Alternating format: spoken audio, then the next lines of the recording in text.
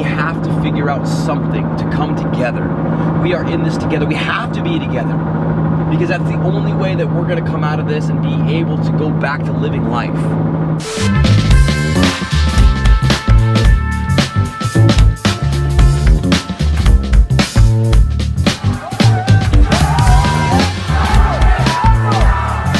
This is the Savage Hour Podcast. We take you inside the mind of fighters, athletes, and entrepreneurs.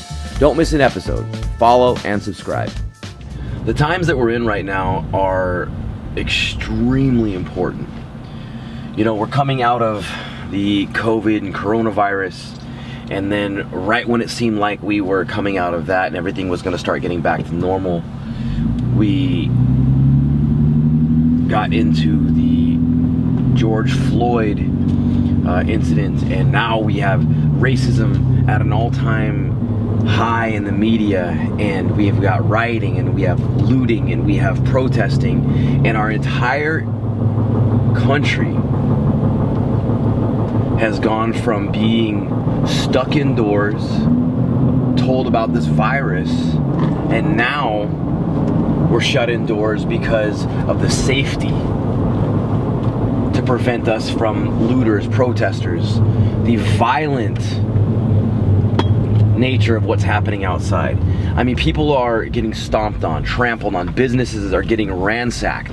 It's not even about the message that was for George Floyd, for equality. It's not even about to end racism. It's not even about that anymore.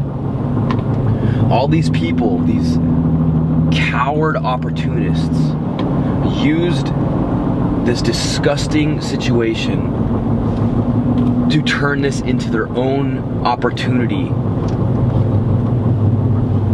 to steal, to destroy, to create anarchy, to go against the system. Now listen, I am all for protesting. I am all for our Second Amendment. I am all for us going out there and speaking our voice. But we can't do it this way. We can't go out there and just cause violence because we feel like we can right now. We can't just go attack the law enforcement because of the incidents that have happened. I personally train lots of law enforcement, just like plenty of my other community members in the jiu-jitsu world. We train law enforcement, we train military, and there are so many good LEO out there. There are so many good police officers that truly do stand for the oath that they swore into to protect and to preserve and serve. But there are these bad apples, these individuals that use their power and use that shield for their own agendas, their own ego, and it makes everybody else look horrible, and it puts their lives in danger.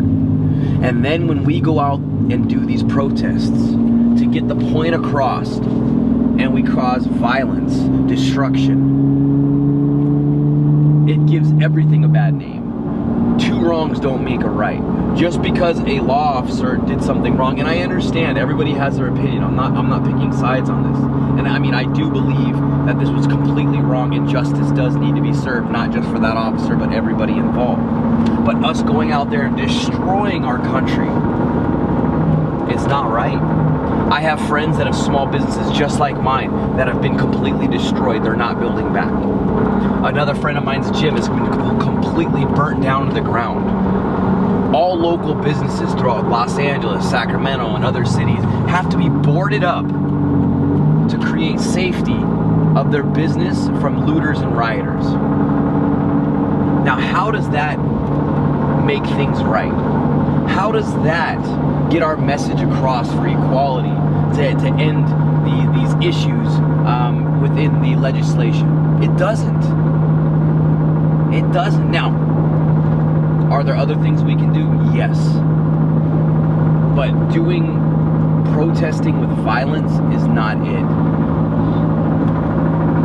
We can flood the streets. We can get our message across. But we have to do it in a way that people are going to listen. Violence is not going to make anybody listen. Power trips is not going to make anybody listen.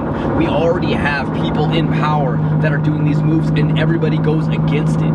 And that's what's going to happen. The more and more We spend time on the streets just looting and rioting. I mean, look at these videos of people just flooding into businesses, grabbing as much as they can. It's heartbreaking. It's absolutely heartbreaking. We didn't know as a business how we were going to recover just from being closed for 3 months because of COVID. And now we can't even go outside because of a curfew that's set not only in place by the local law enforcement, but now we have the National Guard military coming in. It's like we have to figure out something to come together. We are in this together. We have to be together. Because that's the only way that we're going to come out of this and be able to go back to living life. We can't live with this racist mentality. We can't live with this higher than thou mentality. We can't be finger pointing. We have to take responsibility. We have to start making the changes. We have to start living every single day of our lives in appreciation for what we have here on this earth. I want to get back to teaching classes. I want to get back to not having to walk down the street in fear. I want to get back to allowing my wife to be able to go outside. I want my kid to grow up and be able to go outside and play.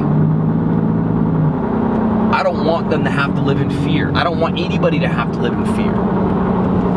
And the only way that we're going to make this happen is by taking responsibility for ourselves and start changing the way that we talk to other people, that we engage with other people, and that one by one can start making an impact and changing everything around us.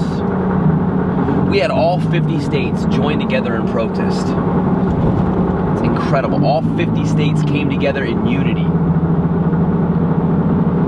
And that is what we can do. We can come together. We don't have to do it violently. People do not have to die.